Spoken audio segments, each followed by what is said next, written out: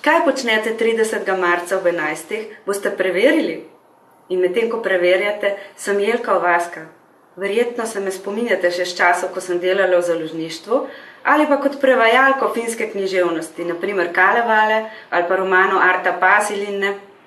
No, je vaš termin v koledarju še prost? Odlično! Prijazno vas namreč skupaj z Mladinsko knjigo vabim na srečanje s 62-letno finsko ločenko, profesorico in temperamentnim ovdovelim podjetnikom iz Grčije, ki je izgubil moško moč. Ups! To sta namreč junaka mojega romana Severnica nad Olimpom, ki vam ga bova z urednico Nelo Malečkar predstavili. In o čem govori ta roman?